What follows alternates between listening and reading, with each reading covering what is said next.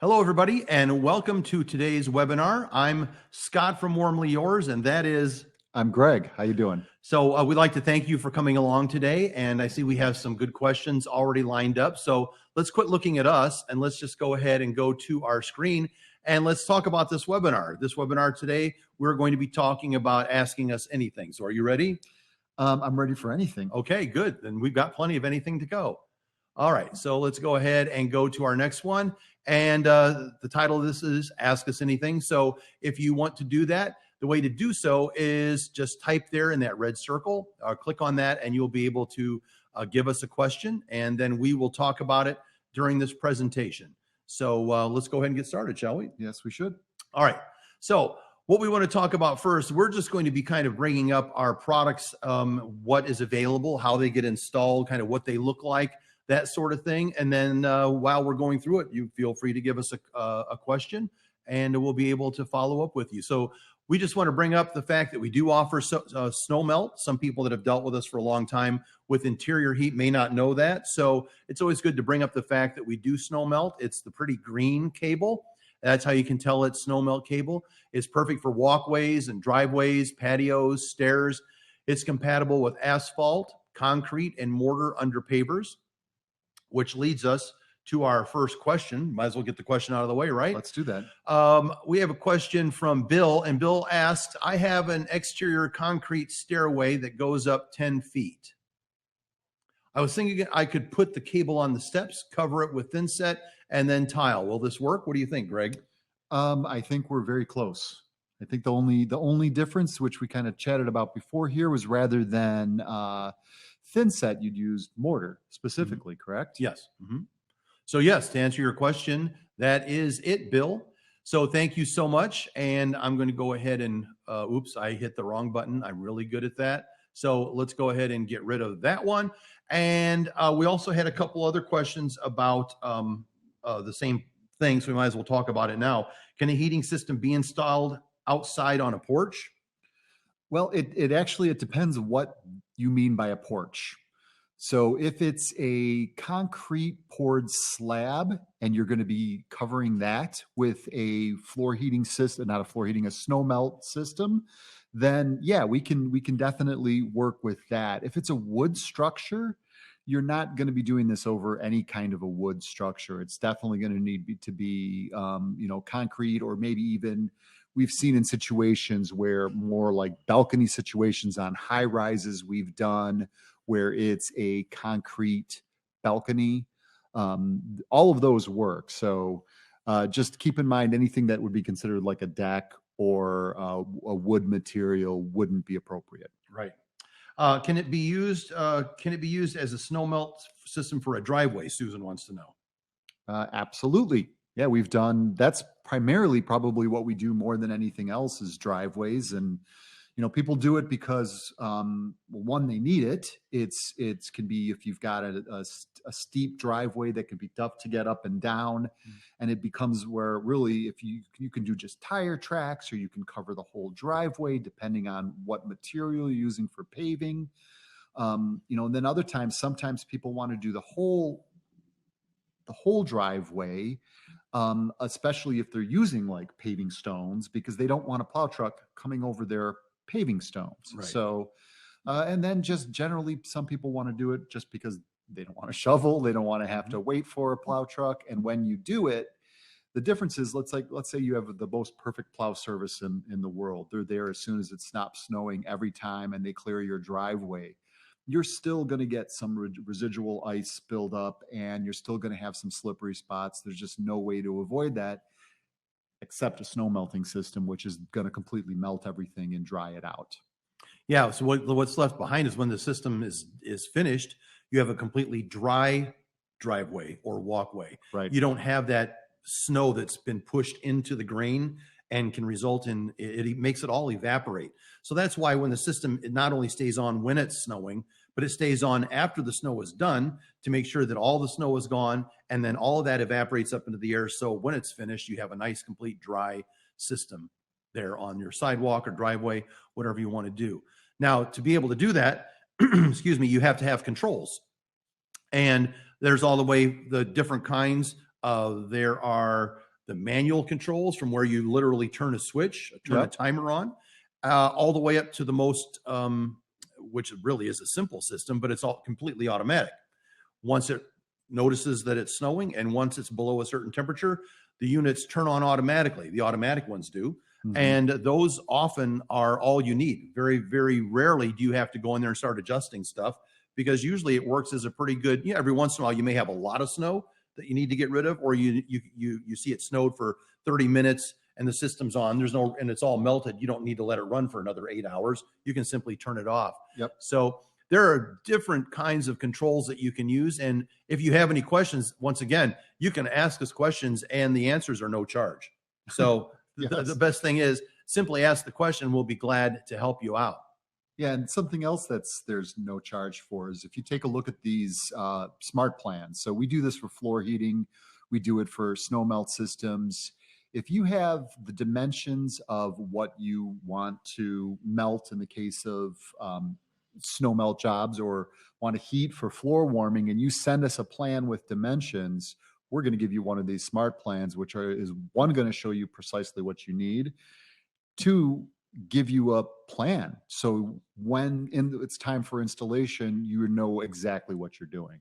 Yeah, it shows you exactly how to lay it out. So if you've never done one of these jobs before, instead of sitting and trying to figure out all yourself, just simply let us do it, because we do this thousands of times every year. So we can tell you exactly where and how the system needs to be put in.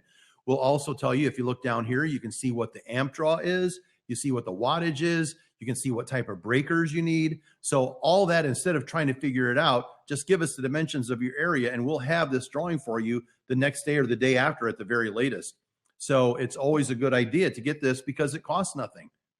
Yeah, and it's just a fantastic way to make the job go smoothly from beginning to end. It's really that you could just call and tell us the square footage if you want to do, and we're going to give you a really good idea of what the costs are and what products you should probably use.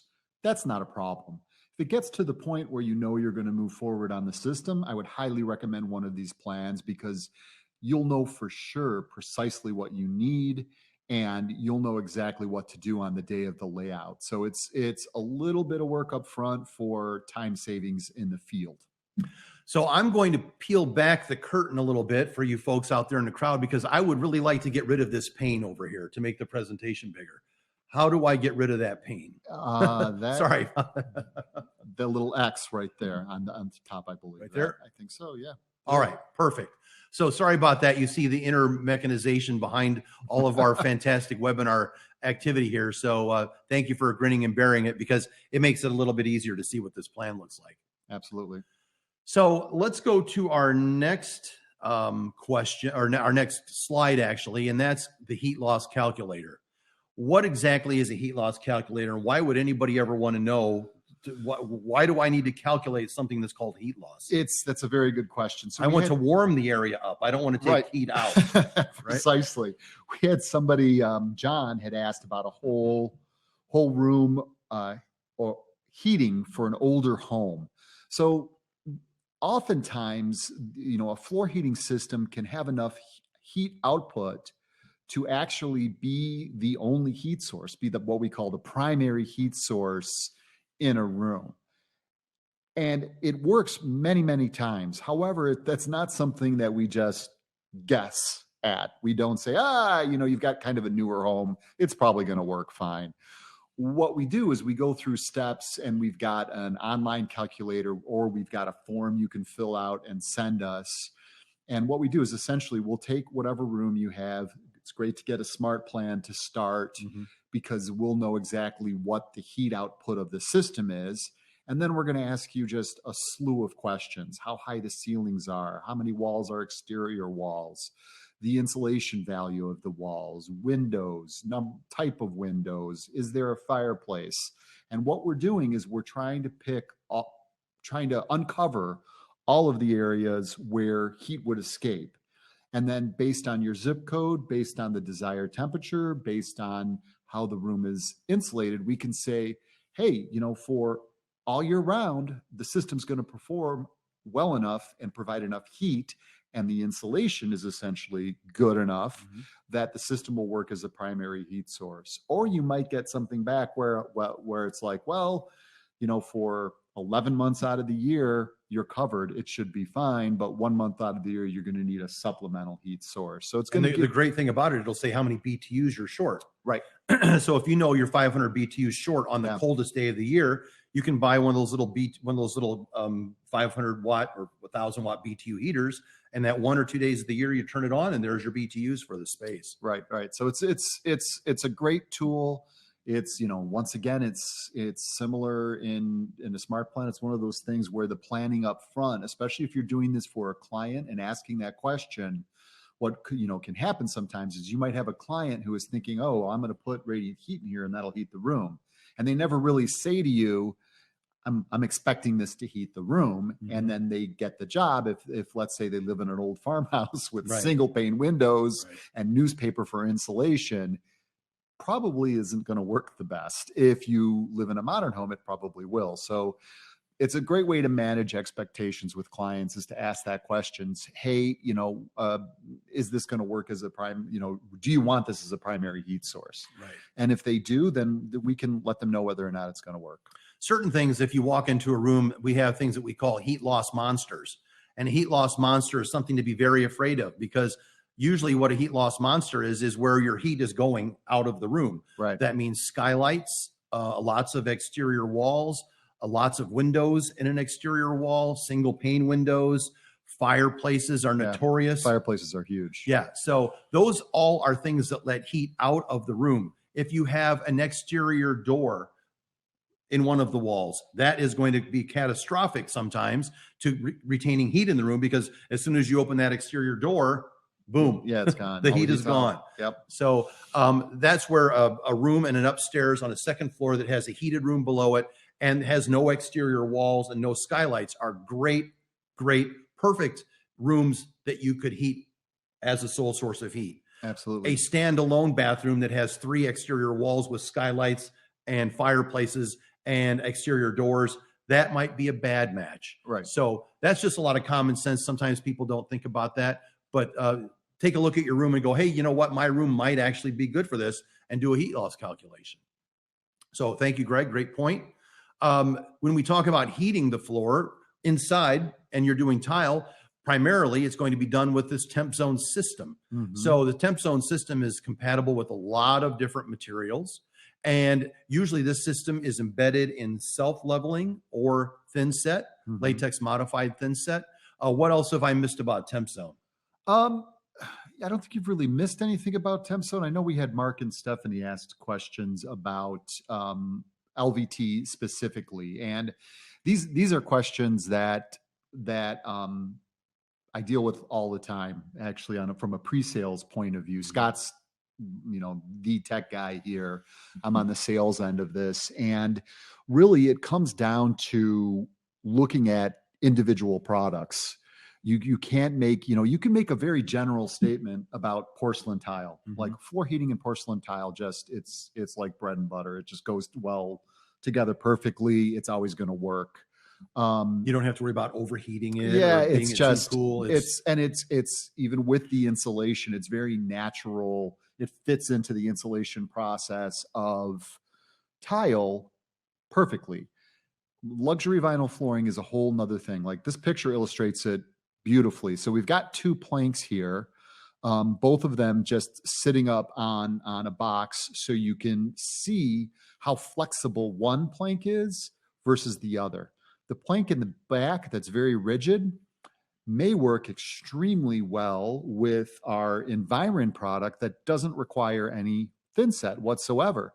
The plank in the front, you're definitely going to want that installed over a very level, very rigid, very smooth surface, because any little imperfection on the floor is going to show through. Plus, the locking system on those types of flooring is going to depend on both pieces of flooring being completely rigid and lined up next to each other. Mhm. So really what it boils down to is it's going to come down to the make and the model of the flooring you're installing. And that's something that we do here all the time is people say, hey, I want to use, this product from this company, it's LVT, will that work? If we have the specific product, we'll reach out to the manufacturer, we'll download their installation manual, and we'll do that research for you and let you know. A lot of the more flexible LVTs require that they're, over cement, and sometimes there's a minimum amount of separation they require. A lot of times it's up to a half inch of separation. And that's why the product that's primarily designed for tile is also used in this case for LVT, right? Because you take that product, you embed it in 3/8 or a half an inch of self-leveling. Then you now have a heated subfloor that the LVT just sits right on top of. Yeah. Nice and flat. You don't have to worry about trying to get those seams to match up and go together. Whereas if you look at that one in the back, it's very resilient. You snap it in, you sit it down, and it's very forgiving. So that's the difference. We have a lot of people every single day we get calls like this saying, I want to do LVT. I see you can do laminate. Well, they're really two different things. Yeah. I mean, a laminate is just something that's, put together in layers and seam together. A laminate can be extremely rigid and work very well with a product that doesn't require a thin set, or a laminate can be a bunch of layers of very soft material that doesn't work. Mark also asked about cork backed or foam backed boards. That's an area where it's also comes down to really to the manufacturer and to the R value because it depends how it's manufactured, that specific product. There are cork backed products that have a high R value that don't work well with radiant heat, because essentially you're putting something to block the heat over the top of the heat. Right. There are cork products where the cork is more used for its grain and its kind of its beauty, the way it looks, sound deadening, and then but it's dense enough that the R value is very low that it can work great with radiant heating. Same with foam. If you have a foam that's a high R value foam, you're looking for something that has an R value of 1 or less over the top. Right. So if you go out and buy some laminate that has an R value of 2, it's not a very good candidate to heat because it's going to keep the heat down below it and not let it through. So that's a great question, Mark. Also, we had a question from Stephanie, and Stephanie said her builder in her state is discouraging her from using radiant heat, as they say it's difficult to regulate the temperature, especially in a climate where there's a drastic temp difference between night and day, and in a home with an entire back wall of windows. Please advise. Well, that person sounds like he's worked with hot water before. Yeah. Hot water is very, very difficult in a concrete slab, first of all, to regulate the actual floor temperature, because most of them don't have a floor temperature sensor. With electric, we do. All of our heating is based on that sensor buried in the floor. So first of all, I think she might be getting some not quality response there. And it sounds to me like that person that she's getting the information from has predominantly worked with hot water. Yeah, and the tricky thing about hot water too, and I'm not knocking hot water, because a really well engineered, designed, and installed hydronic system, hot water system, can be really good. But there are some challenges that you have with hydronics that you don't have with electric. Like, for instance, they build the loops of hydronic. You can't just take one tube and put it throughout an entire large area in a room, because the water comes in at one temperature. By the time it leaves, the temperature's dropped. An electric wire, the entire length of the cable outputs the same amount as long as it's on. And with a sensor, you can actually regulate the temperature probably better than almost any other heating system out there, better than forced air. Forced air heats the air, pushes it into the room, and it does that until the thermostat says the heat right around that thermostat is where it should be. And then that heat rises to the top, the room cools, and then it cycles again. That doesn't regulate temperature nearly as well as if you have some sensor in the floor and it's kicking on every time the temperature drops. So electric radiant heat, it can be extremely well regulated. Probably the warning sign in that question more than anything else is the entire back home that has the entire back wall with windows. entire wall of windows kind of makes me remember we talked about windows, about heat loss. Heat loss. So I would worry about I'd worry about any heating system in that house to make sure that it has the BTU output necessary to accommodate for the heat loss in that room, whether that's hydronic, forced air, electric radiant heat, baseboard heat, any kind of heat. I would really, especially in that room, pay close attention to that because you're going to have some heat loss there. Well, I can tell you automatically, because you're using LVT, the question about LVT, that temperature usually is limited by the manufacturer. That's very true. It can only go up to 85 degrees. If it were my home and I had a wall of windows in the back, I would actually choose tile in that room. Me too. Because tile, you can heat up to 104 degrees without any problems with the tile. You won't make it crack. You won't make it break apart. You won't damage the grout lines. Whereas, so now I'm getting almost 20 degrees more output constantly if I wanted it than I could with LVT or any other product that has a maximum temperature restriction. That's very true. And some of the requirements are even lower than 85 degrees. I've seen 80. I've seen as low as 80, where the manufacturer states that you should never heat above that temperature for the flooring. So common sense would tell you, if I have to heat this big area with a lot of heat loss, do I want a product that can only be heated up to 80 degrees? Or do I want one that could be heated up to 100 if I needed it to? Yeah. You know, it's like taking an 87 Yugo. It's a car, but you're not going to drive it in the Indy 500. No. So not successfully. Not successfully, and you may not even get to the end of the race. So that's the primary difference between luxury vinyl tile and laminate. That we get that question all the time, and you can see why it's a hot topic right now. So we had a couple different ways of heating with Tempzone. We see the two products here.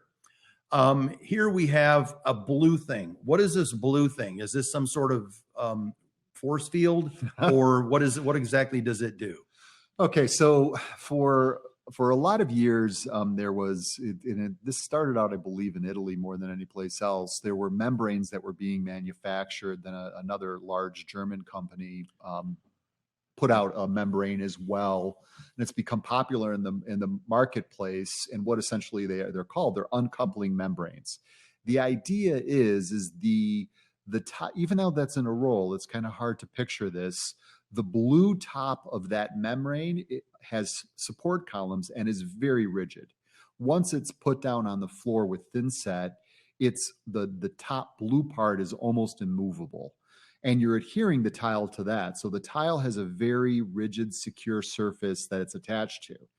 The underside of it, if you look at that whitish gray area that's on the bottom of the mat, allows for a little bit of movement.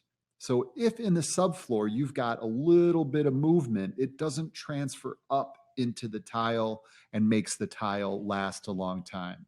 So that's the idea of an uncoupling membrane. This Italian company, Prodeso, who innovated this, got the brilliant idea, well, we're making a product that improves the life of tile, that helps with movement in the subfloor.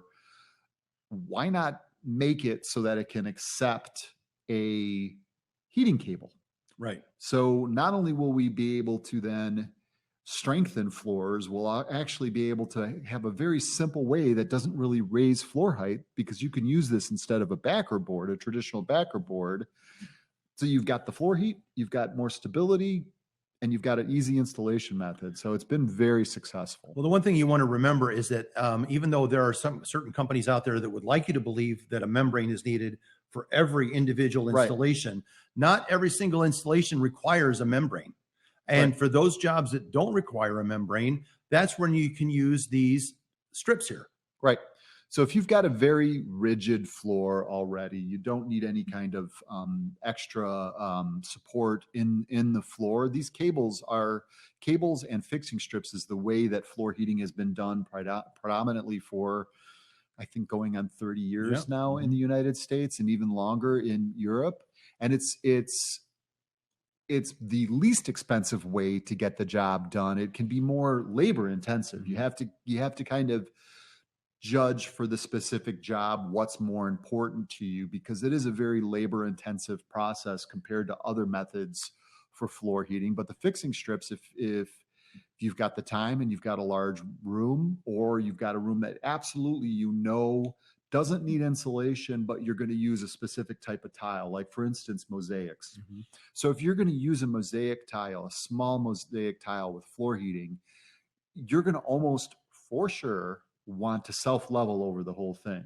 And if you know you're going to self-level anyway, and you're going to have to use leveling, you could use the fixing strips, secure down the wire, and self-level and get the job done beautifully. Where with any of the membranes on the market, you want to watch the tile size. You really shouldn't go with most of them. It's a 2x2 or smaller tile Right. you wouldn't use. So, And the thing to keep in mind is that if you are doing the self-leveling, you need to remember is like maybe if I'm doing an LVT job, I don't need to worry about isolating the subfloor from the floor, right, because I don't have to worry about tiles breaking. I don't have to worry about exactly. I don't have to worry about grout lines, anything like that. Yeah. You really wouldn't even need this product if you're doing No. that. So that's a great differentiator between those two types of products. So Greg talked a little bit earlier about a product that you can use under carpet in the US only, or you can do under laminate or under a more resilient, I hate to use that term resilient, but a much more robust, thicker, less apt to be bendable product like laminate or engineered wood, something like that. Yeah. Those floating applications are done with Environ. Now, what's great about the Environ product, it comes in large sheets, which is simply, you can install 60 square feet of this product in about 45 seconds. Yeah, it's quick. You just unroll it, lay it on the floor, and you're done. It's a very, very simple installation. Now, if you have small areas that are, much narrower that these big blankets won't fit into, then that's when you would use this product, because you can actually cut and turn it. You actually cut the mesh. And if you look here, you can see the exposed loop. That allows you to get your scissors down under the loop and to actually cut that aluminum backing and do cuts and turns. Right. Lets you fit it into smaller, more obtuse areas that may be difficult to fill with big blankets. When you're installing this product, you have to remember that if you can see the loops, then that's the side that needs to go down.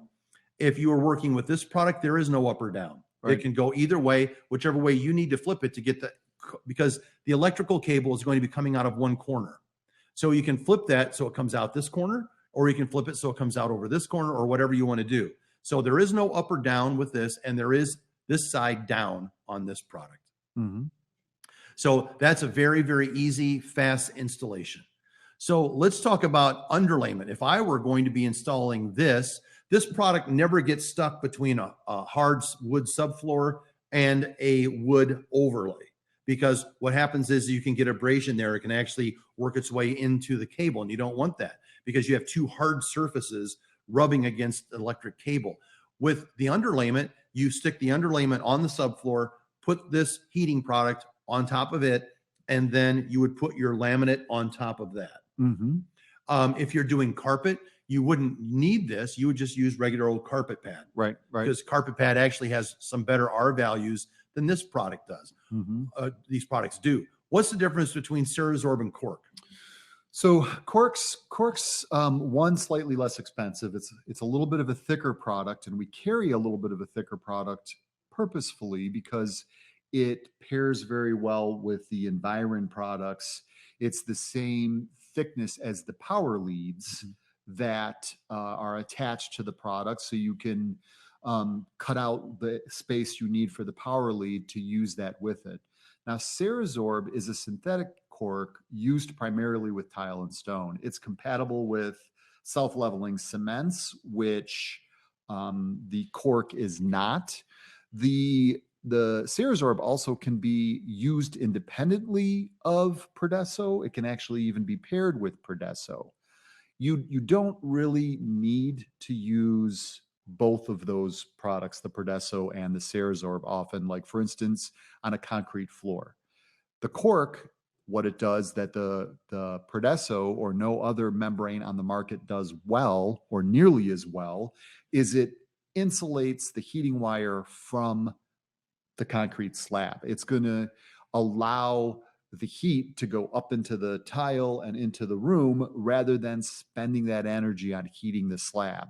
It also has a 1/4 inch crack suppression. So just like the Prodeso works well with movement in the subfloor. This works extremely well with small cracks up to a 1/4 inch crack in a foundation to make sure that that crack doesn't transfer up into the tile. So both great products, just used for different situations. The Cerazorb has about twice the R value too. Yeah. So it may be a little bit more expensive, but you really are getting a little more insulation too. Yep. The thing to keep in mind is the membrane. The Prodeso has no R value. Right. So it's not something you want to put directly on a slab because it will act as a sink too. Slightly, it'll be a slight break, but nothing like this product. Yeah, even the ones that are advertised with a thermal break, the membranes out there, there's a few companies that advertise that they have a thermal break. If you read the fine print, the insulation value is like 0.3. It's extraordinarily low, will hardly make a difference at all. So you're much better off with a synthetic cork like Cerazorb or similar. There are others on the market. Now, these products also are Tile Council approved. They've been tested with the Robinson test. Yeah, they are rated products. Yeah, they're rated for going underneath of tile. One thing you want to look at when you're looking at cork is to make sure you don't go to a big box store and get cork off of a great big roll, because sometimes that cork on a roll is actually bulletin board cork.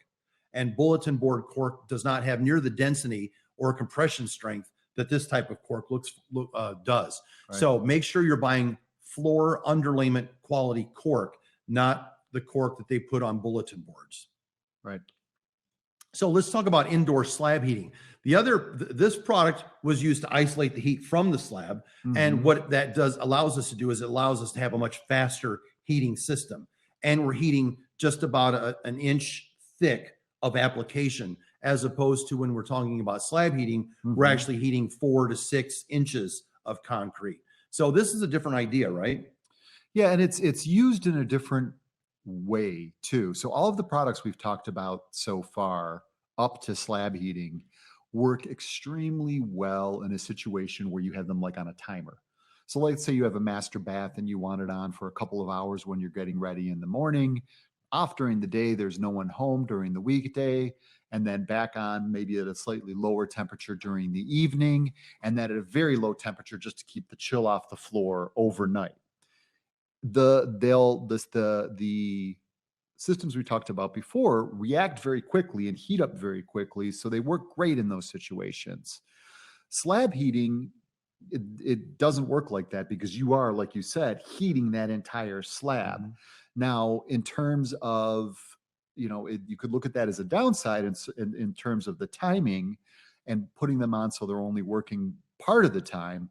It's a big upside when it comes to the way it works with energy, because you've got what we call a thermal mass. You've got this giant slab of concrete that once that gets up to temperature, it holds that heat very well, and the system will have more opportunity to coast. But how you're going to use this is more as seasonal heating rather than timed heating. So it might be, let's say you're doing a new addition to a house, and it's going to be a concrete slab, and it's going to be like a living room area kind of space that you're going to add onto a house. If it's well insulated, you could use this as a primary heat source. You'd want the slab heat, insulated underneath. You would, in the summer, maybe just have it off completely.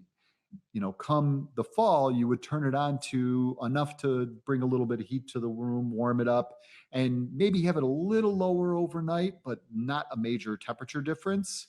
And then in the dead of winter, you'd have that cranked up. In the spring, cut it back and turn it off in the summer, versus the master bath where you'd have it on more of, when am I going to be in that room? That's the only time I want it on. Well, moving into the future, eventually in Europe, I know a lot of the electric base pricing is done on peak hours and non-peak hours. Yep. And the US is starting to move to that. What a lot of people in Europe have done, it's much cheaper to use electricity from midnight to 6 in the morning. Mm-hmm. So what they will do is they will actually use this cable to charge their slab to a high temperature between midnight to 6 a.m. Then once it's charged up, they then kill the power to it, and it uses the residual heat that's built up in there to heat the room for the rest of the day. Yep. So there's a lot of different ways you can do that. And what they've done historically with slab heating is that way in Europe, to charge it with that cheap electricity, turn off the electricity, and then let the slab heat the room. So there's a lot of different ways to skin a cat. So let's talk about the smart plan with an actual installation for slab heat. So if you look at the slab heat, you can see where the cables are laid out, and they are throughout the entire room. The great thing about cable is you can make it turn, you can make it fit into smaller areas if you want to. You notice here, we are heating not under permanent fixtures. We actually stay away from the permanent fixtures. What we do show here sometimes is if you desire to have a shower that's warm, you can also heat that shower. We just supply a second thermostat because it's much better to control the shower application on its own thermostat than it is for the rest of the room. And some people like to turn it up higher. If you have the restroom, the bathroom and the shower on the same temperature, some people say, well, the shower's not quite warm enough. Then they step out, oh, it's a little too warm out here. So they're really two different kinds of uses. So there's a lot of different ways you can do that too. But the thing to grasp here is we'll tell you what the spacing is. We'll tell you what the dimensions are. When you get this drawing, you should really take a look at it and go, is my wall really 9 foot 6 inches right across? And is it really 15 feet this way? Is it really 4 feet this way? And that sort of stuff, because we know a lot of times that dimensions change. Yeah, and not only do they change, what sometimes we can catch and can work well. Sometimes we'll get a drawing and it'll have most of the dimensions for the room and not all of them. What a CAD program is going to do is it's going to put in the dimension that mathematically makes sense, that matches. So it's going to insert a dimension. So like, for instance, on this one, if we didn't have, let's say the 9.3 dimension or the 9.6 dimension up at the top, it would insert that dimension automatically if we only had the 3.4 based on the dimensions on the bottom of the plan. Right. Now, if when you measured, you kind of did, half an inch off here, an inch off there, and all of that, or maybe even misread the tape and you were off by a foot on one of the bottom dimensions, your overall dimensions of the plan, and especially where it inserts it, could be very different. So always make sure that what is out there in the real world on the design is different. The other thing is like Scott was mentioning, you may supply a plan, or the general contractor may supply a plan to a carpenter with certain measurements. That's not always what gets built in the real world. Right. Sometimes there can be fairly dramatic differences. And the thing to keep in mind is we are basing this off the amount of square footage available to heat. Right. Let's say that the drawing we got shows a tub that's 3 feet 4 inches wide. You may end up going, you know what, I would really like this other tub, but this tub is actually 4 feet wide instead. Yeah. Well, that would then move the tub out here. Then what do you do with all that cable that's intersecting that? It's always better to have a little too little cable than it is to have a little too much, because we go over this and I wouldn't be doing my job if I didn't tell you at this point, never, ever cut the cable. You cannot shorten the cable. You cannot alter the length of it. So if all of a sudden you go, what, the tub has gotten to be 4 feet wide instead of 3.4, well, if you realize that ahead of time, you just say, hey, I need to do a redesign. Right. We'll do the redesign for you. We'll send you out the right one. Yeah, and the redesigns are complimentary. They're free. Very, very often. I mean, we're set up to do this quickly and efficiently. So if you have a change like that, if somebody says, I want a wider tub, or I'm going to reduce, even the other way, if I'm going to reduce that shower a little bit, you don't want to have cold spots in the room either. Let us know. We'll just do a new design for you and make sure that before the product ships out, that we're sending you the right amount. Now, let's say you have a little bit too little cable. Then what you can do is you can start, let's say you're off by just a couple feet. You're a couple feet short. You can actually pull heat out of the areas you don't think anyone's ever going to stand in, like this area here. You could also pull it off the wall a little bit here, and then use that you're removing from and put it to an area, because the idea is you want to walk around that room, and wherever you walk in that room, you want it to be warm. So if you go, you know what, I'm never going to stand over there. There's going to be a clothes hamper over there. If you know that there's going to be a clothes hamper or something sitting over here, you don't want heat under it anyway. Sure. Absolutely. So that's you're a little more flexible when you have a little too little. But when you have a little too much, you're really in trouble. Right. So if anything ever changes, please let us know. Precisely. So if we take a look at this plan is done with the flex roll. You can see here we have a triangle that shows the beginning of the product, a square that shows the end. Here we see our thermostat. And once again, this is simply cutting the mesh and turning it. The cable is attached to the mesh. So what you have is one long continuous roll that is, was that 30 feet long? Okay. Yep. They're not individual panels. Like you are not going to get a 4'6" panel and attach it to a 4'9" panel and attach this one. It's all simply one roll, and you roll it out. You go to the dimension it tells you to. You cut the mesh, not touching the wire. You flip it over and you run it back the other way. Right. So it's very, very quick to install. This is much faster to install than a cable system, because you're simply rolling it out, cutting the mesh, turning it, rolling it out, and just back and forth, back and forth. So it's a very, very quick installation. Mm-hmm. These are the areas you want to look for here. You want to always make sure that you have heat in the toe kick area under the under the sink there, under the vanity. So it's always a good idea for there to be a little, to move this maybe up a little bit to make sure it's under the toe kick, never under the actual cabinet. Yeah. It just needs to be in the toe kick area, because you can't install heat under a permanent fixture. But I would move this up a little bit, and that would just make this to be moved up a little bit, because remember, once we're in the room, we want to walk on a warm area. Getting in and out of the room is not going to figure. Right. It's transitory. You're only there for a second. Yep. You And know? we don't want to get this too close, because what if this is tile and what if this is carpet? Right. We've seen many cases where the person goes, I want to get this right up next to here. Well, then the carpet guy comes in, puts his carpet tack strip in, and puts a screw or a nail or whatever right into the wire. Right. That's why you'll always see the mats or the cable or whatever pushed away from the doorway, so you don't have a catastrophic problem like that. Right. So we had a question from Scott. Boy, he must be a great person. How to ensure a good installation? Floor tile installers and electricians are not always on the job site at the same time. What I just talk about, carpet guys and tile guys. Yeah. They're never there at the same time either. How to make directions easy for them to see on diagrams or easy to explain with them? First of all is this. This is how it's installed. Right. Install it this way. You shouldn't have any problem, because we're not right by the door. Mm-hmm. Okay. Now you may have an electrician that goes, well, I wonder how much power this is going to take. Well, fortunately, here's our electrical plan. It tells you what product's being put in, what type of circuit breaker you need, non-GFI. Do you need a GFI protection? If you do, 9 times out of 10 you do. That's built into the thermostat. So you want to have the thermostat with a non-GFI breaker. Right. Okay. It tells you what the floor load, it tells you how many watts are needed. Oh, I'm sorry. And then it tells you what size breaker. So this is what you would hand to your electrician. You'd hand him this sheet, and you would hand your tile guy this sheet. That's it's just like the getting a smart plan in general. It's kind of the upfront work that allows the trades to work together well. If we have a plan, we can put together this electrical plan information for your electrician, so they know precisely what they need to do. And then the layout for the design, that's something that would be good for both the electrician and the tiler to have.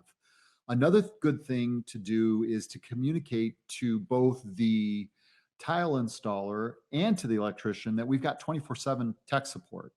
So Scott, for instance, is one of the people that actually carries their cell phone home, and calls are routed to them for people that are installing in the field with questions when they're installing. So even if not everybody is there at the same time, if the people out in the field know that they have that resource, know that they can pick up the phone, call us directly, that we're going to be able to answer their questions and walk them through it step by step, things tend to go a lot smoother.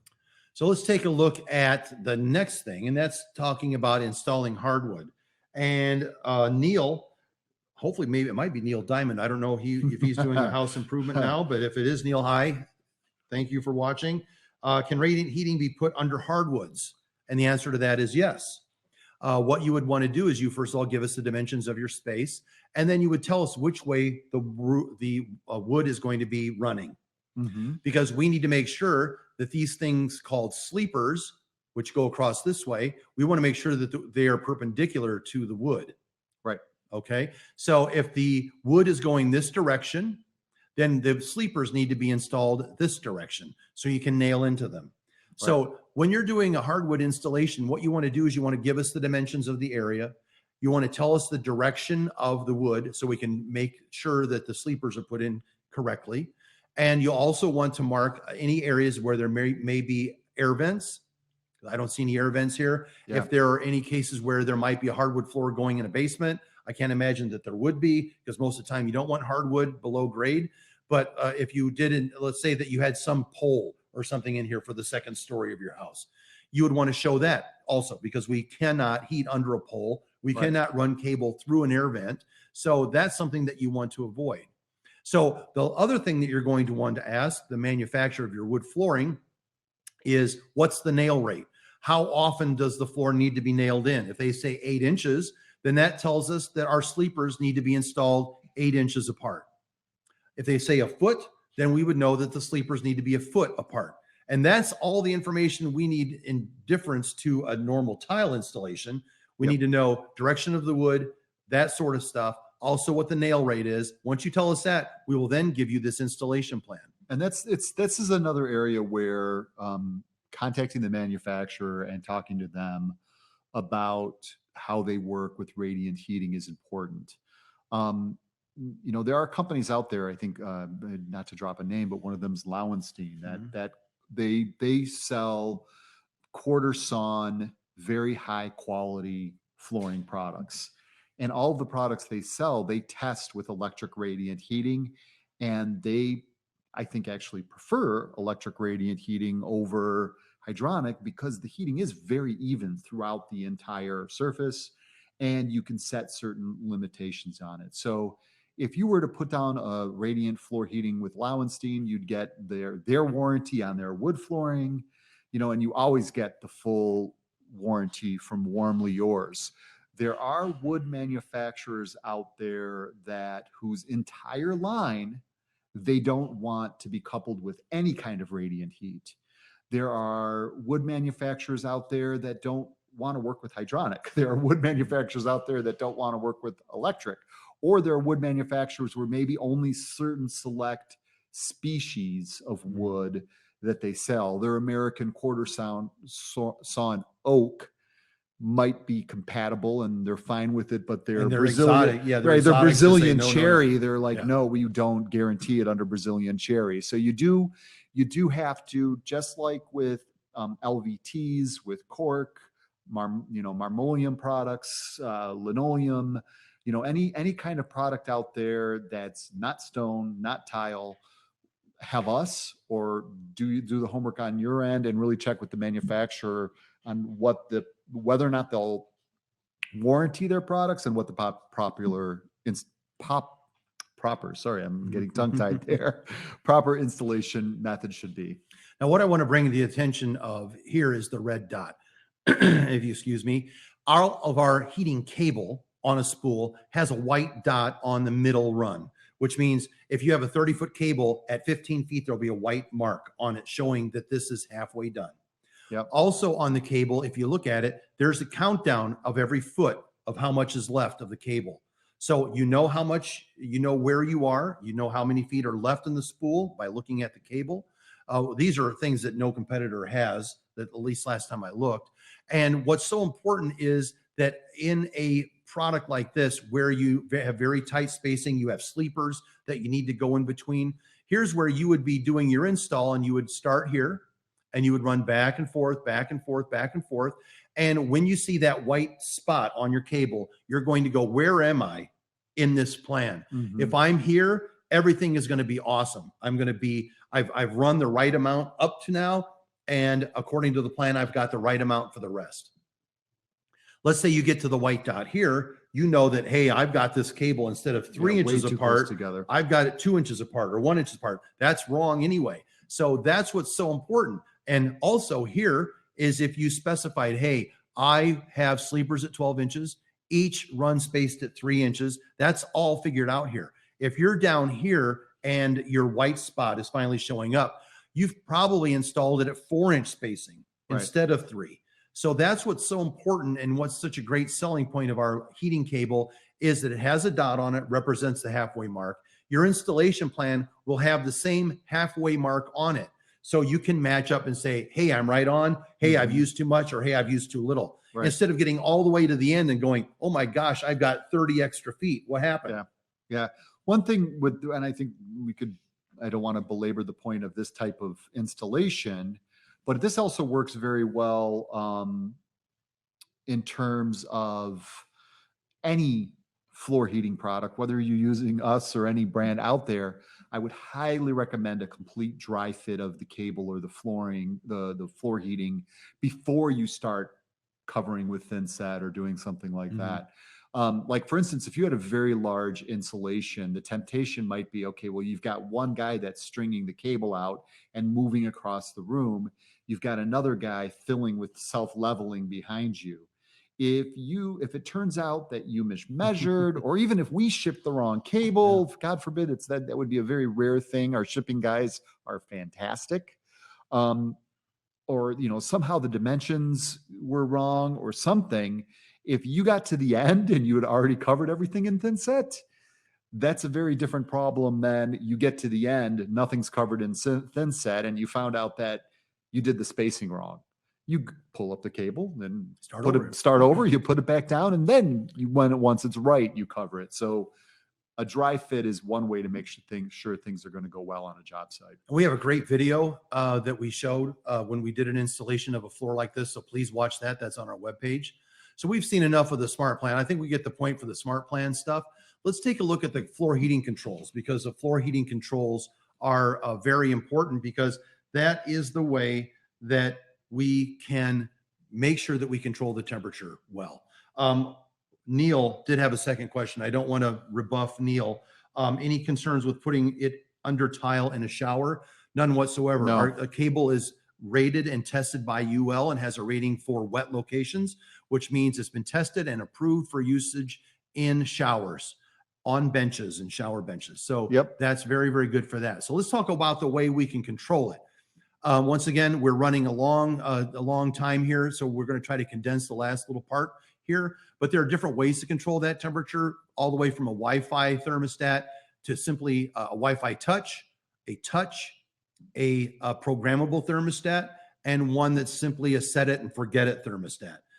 All the intricacies of these we can talk about. Feel free to get a hold of us and talk about the differences. You can see here that the differences. You can control web, QR code support, setup wizard, color touchscreen, programmable energy log, blah, blah, blah. Obviously, this is the most feature rich, and it is also the rich. Right.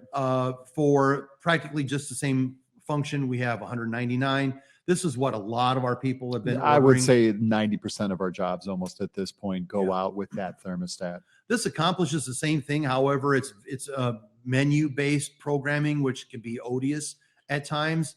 It'll date me, but think VCR programming. Yes, it's a little more complicated to program. I mean, once it's programmed and it's set, it works like a charm. But it's both of the touch units are very intuitive in terms of programming and very simple. We're going to go anti-intuitive here, and we're going to talk about this product right here. This product, the cheapest product, is probably the best product to use with your most expensive wood floors. Right. Because what a wood floor wants, most wood floor manufacturers say you can be at a temperature of 85 degrees, but you can only deviate from that 1 or 2 degrees a day. So you can't set it for 80 during the day, and then at night when no one's on it, set it down to 68. And they don't allow temperature swings like this. Right. So what's so great about this very inexpensive control is you just set it to whatever the temperature they recommend, up, down, yes. And it will stay there until you turn it down in the spring, a couple of degrees a day, until you turn it off.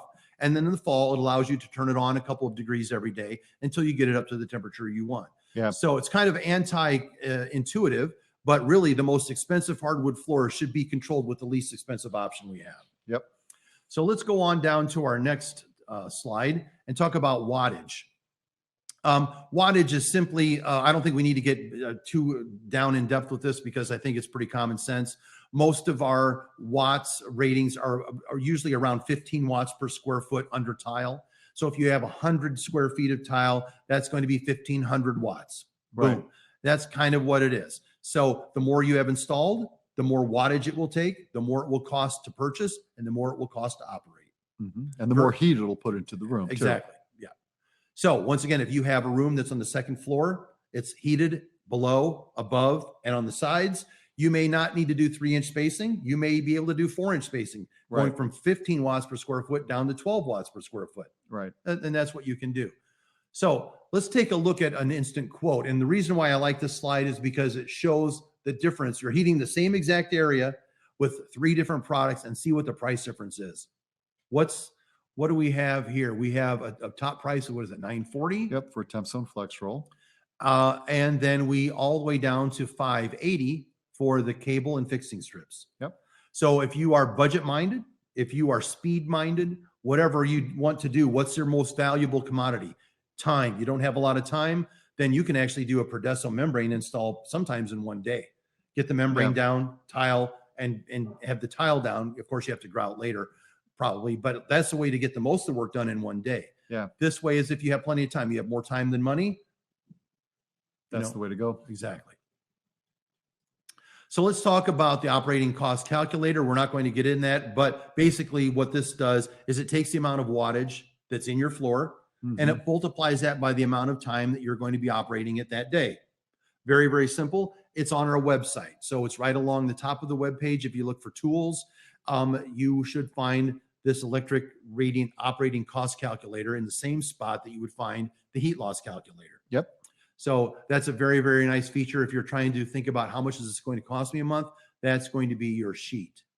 So one of the new products that we haven't really talked a lot about is pipe freeze protection. Who wants to protect their pipes? Anybody that has them. Yeah. Anybody that has them in a cold area wants to protect them. Yeah. The difference in this cable is we've talked about up to this point a product that's called constant wattage cable. Yeah. All the products we've talked about that we've talked about in this presentation are all constant wattage. This product is called self-regulating cable because you can cut it to length up to a certain amount because it will draw so many watts per linear foot, depending on whether it's cold or hot. The colder it is, the more watts it pulls. So there are circuit lengths that you can't exceed. You can't just say, I want 1,000 feet of this and I'm going to plug it in. You can't because that's a lot of wattage. But if you do 10 feet, 20 feet, 40 feet, it doesn't really matter because it's self-regulating.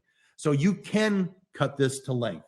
That's the primary difference between this heating cable and the cables we've talked to up to now. Right. We're going to talk about roof and gutter too. We've got a cable there that you can cut, but really those are the only 2 products that you can cut at all. Right. So you've got to, it's something where they are definitely the exception to the rule. Mm-hmm. Yeah. So that's something to keep in mind. We do roof and gutter de-icing. We do pipe protection, freeze protection. And these cables are, once again, self-regulating cables. Predominantly, there are, if you see a kit for a roof and gutter kit that has a plug on it, 9 times out of 10, that's going to be constant wattage. And the product that we sell like that with the plug on it already is constant wattage. When you're talking into, that's more like a DIY type job. That's the stuff that you'll find on the shelves at big box stores. Right. If you're going to be doing a professional installation that operates automatically using sensors and controllers, that's 9 times out of 10 going to be self-regulating cable. Yep. The great thing about self-regulating cable is that it can actually overlap itself too. And where it overlaps itself, it won't burn up. It won't damage itself. You can't do that with constant wattage. You can't overlap it. It can't touch each other because it gets really hot in that spot. Yep. So that's primarily what the difference is between self-regulating and constant wattage. Constant wattage being primarily the stuff we've talked about, and now we're talking about self-regulating. So let's talk about another thing that Europe has had forever that we haven't really until now, and that's towel warmers. What's so great about a towel warmer? Towel warmers, one, it's the one reason to use them is kind of that spa effect. You get outside of you get done with a shower or a bath, you grab the towel, and it's that same sensation of grabbing a towel straight out of the dryer, where it's nice and warm and cozy. The other advantage is you can have them on programmable timers so that they have an after run time after you're done with your shower. You hang them up and it quickly and thoroughly dries your towel, keeping them fresher longer. Yeah, and we have a couple of different options when it comes to towel warmers. Plug-in or hardwired. Hardwire is where you actually take this cable, the cable that's designed to go into the wall, and you wire it to a hard switch. which you can control with Wi-Fi if you want to. So there are Wi-Fi wall switches.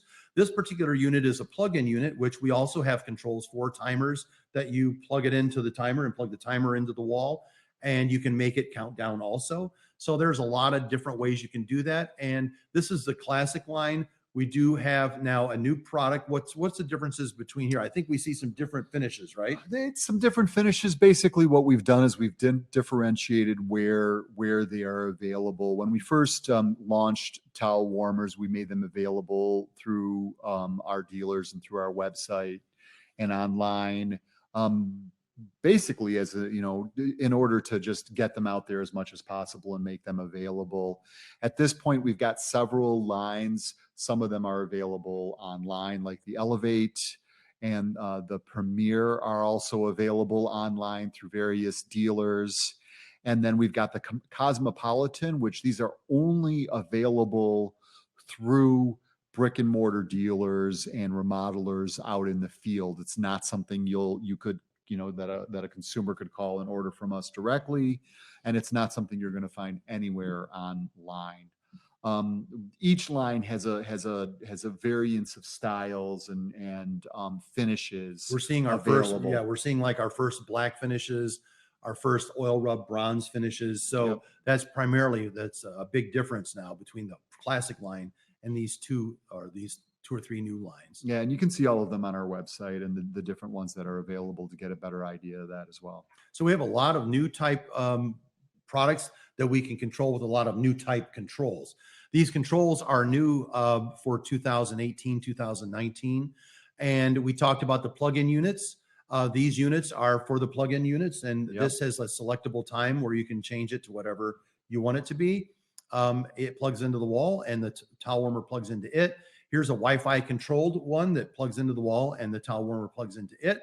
Then we also have the Wi-Fi controlled wall switch, which is simply like a light switch, but can be controlled with your phone. So you can make it come on at certain times, go off at certain times. A lot of people ask, how long should I have my towel warmer on? Predominantly, most towel warmers will reach their maximum temperature in about 45 minutes to an hour. Running them for an hour to 7 hours is not going to make them hotter. It just simply makes them warmer for a longer duration of time. Right. So really what you could do is you could have the towel warmer come on an hour before your shower, then have it run for an hour afterwards. And that will help dry it off afterwards. And it'll also get it warm preceding your shower, which is great if you get up and take a shower at the same time every day. Then that would just simply require a very simple timer, which is set it and forget it, and it'll be the same forever. And if you are working on odd times and you don't know what you want, you can press this button, and there are different times available, 20, 40, 60 minutes. And you say, hey, I'm going to jump in the shower in a couple minutes. I'm just going to set it for 60, and then it'll warm the towel. It'll be warm when I get out of the shower, and then it'll go for a few minutes, and then it'll turn off. So there's a lot of different controls that are available for towel warmers now. Do you want it to be Wi-Fi controllable, or do you want it to be more old school? Right. So what are radiant panels? So radiant panels are essentially, think of very stylistic, beautiful radiators is essentially what they are. We've got units that look like a mirror. I mean, you would think that they were a mounted attached mirror on a wall, but actually put out a great deal of heat and are beautiful at the same time. With some of them, we can have some accessories so you can actually use them as a towel warmer as well. So you can add a bar to them. And you can also control them with the thermostat. So if you are using this as a heat source in a particular room, you can also control it thermostatically, turning it on and off, keeping it at a certain temperature of the air. So that's what radiant panels are. Radiant panels are great for people that put in their floor and they didn't know you could heat the floor, and now they still have a cold space. They can use this, especially like over areas of garages, unheated garages, stuff like that. So let's say that I don't need a heated mirror. I just want a mirror that I can see myself in. We have LED mirrors now, and these LED mirrors are great, very, very fashionable. You see them in a lot of hotels. The new ones have on-off switches that are actually built right into the mirror itself. You just press on the mirror to turn it on or off. So they're very, very interesting looking. They're hardwired installation. You can also get custom ones made, right? Yep. You can get custom sizes and custom shapes, and there's different lighting options as well. Very simple to do. We just send you a little sheet to fill out where you make your choices, and then we'll get back to you with the pricing information. Perfect. We also have mirror defoggers, which Mhm. can go on. You see it sometimes. You'll see these in hotels also, where you get out of the shower and part of the mirror is completely foggy, but the center isn't. That's probably because it has a mirror defogger on it, Yep. and that can actually give you that kind of feeling. You can put it on the mirror. Once again, you don't have to cover every square inch of the mirror. You just want to make sure that the area that you normally stand in front of, or members of your family do, that area is heated. And what it does, it makes the mist disappear by actually heating the mirror up in Mhm. that particular place. If you do have, well, there's one thing to beware of with heated mirrors, and mirrors that are not good matches for that are mirrors that have holes cut into them or edges cut into them. Anything that has an edge or a corner cut out or circles cut into, those are bad combinations for mirror defoggers. Otherwise, they work great for Yeah. the other 90% of the mirrors that you'll see. Often some people I've heard historically put their elbows down on the corner Yeah, of I've been their sitting like this like about half of the presentation, I think. and some people go, you know what? Our countertop is freezing because it's marble or whatever it is. How have you seen people using these things? So basically what they do is they heat up the countertop roughly 20 degrees warmer than they normally would be. So it's not intended like to be a plate warmer or to be super warm or to provide heat for the room. What it does is completely remove that shock value that you get from, especially like in a basement installation. You might have a basement bar area, that kind of thing. It just takes that cold edge off and makes the stone feel neutral. Yep. Essentially. Yeah, takes that chill off. Yep. So those are available in custom sizes also. Yep. You'll see here, these little areas cut out are for the reinforcements that do hold the edges of some countertops up. They're called corbels. Mhm. And these are actually have to be planned for. So you would just take a sketch of your underneath of your countertop, showing us where these corbels are. And then we will have it designed so those corbels can be heated around. Yep. So that's what a countertop heating product looks like. Now, let's say if we go back and we switch gears and go back to the floor heating stuff, there are certain things that you will need to do before you install your floor. And you don't have to invest a lot of money, but you definitely need to have an ohm meter. Yep. And when you get the product, we suggest, because you have to test it, make sure it's good before you put it in. Then you use this product called the circuit check during the installation. So if somebody damages the wire, somebody drops a knife on it or something like that, the circuit check will scream at you and go, hey, problem here. You need to stop and give us a call. Please do that. Another thing that we get, one of the old wives' tales about products in the floor is that if you ever have a problem with the product in the floor, you have to rip up the entire floor. Which you do not. You do not have to rip up the entire floor to fix a problem in the wire. With these tools, you can find the exact spot where that short or where that break is, and you can lift one tile, two tiles, three tiles, whatever you need to do, make your repair, and then put the tiles back down. So what you do is you're not replacing the whole floor. You're simply finding the spot, you're fixing it, and then putting a tile or two, whatever you have to do, back into that spot. Yeah, and those repairs will if done properly and well sealed, will last a long time. So it's something that it's I think at this point I can't think of a floor that we haven't been able to fix. It's Well, the one we did, because the person was cleaning the grout lines with a knife, right, and made about 40 to 50 cuts in the wire. Besides that, besides that, in general, we can find what the problem is and help you fix it. Yeah. If you don't clean your grout lines with a really sharp blade, you may never have to see these tools. Yep.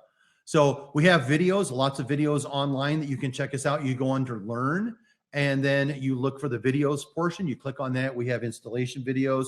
These webinars are on the video section also. So feel free to check those out whenever you want to. What is so special about Warmly Yours? What makes us special is, one, we have no restocking fees. So let's say a good example, you get a smart plan. You don't have time to go out there and measure in the field. You order the product gets to you, you get to the site, you're ready to install, and you realize, wait a minute, I didn't have the right dimensions. This room is actually much smaller. No problem. Send the product back to us. There's no restocking fees. We mentioned 24/7 tech. So really extremely qualified people here in the office are there 24/7 to answer your questions. We are Radiant experts. We're the type of company that tends to take a lot of time to hire people and keep them for a very long time. So most of the people that you're going to talk to here have been with us for a decade or longer, a lot of them. They've been doing this for a long time and they really know the products well.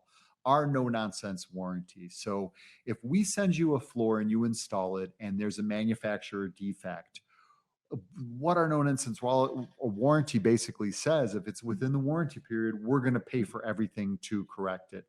There isn't a warranty that is as good anywhere in the marketplace. We provide, and we were the first to provide, online tools for project planning.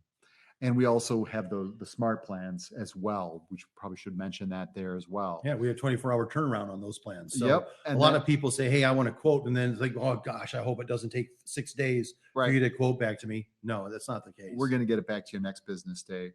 And then we have dedicated account managers. What does that mean? That means you've got someone that gets to know your business, gets to know how you operate, understands what products you prefer, and is also, they've got skin in the game. They're dedicated to your account. It's part of how they make their living. They're going to really care about what happens to your account, and they're going to be your advocates inside our company. So I hope everybody got something out of this webinar. We tried to touch bases, make sure everybody knew exactly what we can provide and how we provide it, the different products that are available. So if you see something here that piques your interest, feel free to get a hold of us and we'll give you some information about that here in a second. But you can learn at our next webinar tips on how to best pair electric floor heating with luxury vinyl planks and tile. With very, very popular going situation right now. That application is really hot. Give us some time on February the 14th. I know you probably have other plans, but you can change those now and just say, honey, I tell you what, I've got. You could do it together. Well, yeah. I mean, a bottle of wine and some chocolates and watch this webinar. It'd be fantastic in the middle of the day. So we'll be doing that at 1 p.m. Central Time on the 14th. We also have a monthly promotion. The January promotion now is 25% off Metropolitan Towel Warmer. So if you like the looks of that Metropolitan Towel Warmer, take 25% off of it this month only. You can visit WarmlyYours.com to learn more. Or you can say, hey, you know what? I'm going to give you some feedback. I'm really interested in that deal on the towel warmer. Give me more information. So once we're done with this, you're going to receive an email asking about your experience today. We do really appreciate your comments and suggestions, because if you say, hey, you know what? I'd like to learn more about this, then just let us know. Right. We'll be glad to discuss whatever you want to. And we always take questions. You can see here, we answered about 7 or 8 questions today that were supplied to us ahead of time. We really value your input. So if you want to contact us, the best way to do that is at 800-875-5285, or you can email us, or you can check us out on the web. Obviously, you know where to find us on the web because you're watching us on that web right now. We also very involved in social networking. So Facebook and Instagram and all those other things, you can check us out on that. So we really, really thank you for joining us today. So until next time, stay warm. All right. Thank you very much for everything. We appreciate it. And be radiant. See you later. All right. Bye-bye.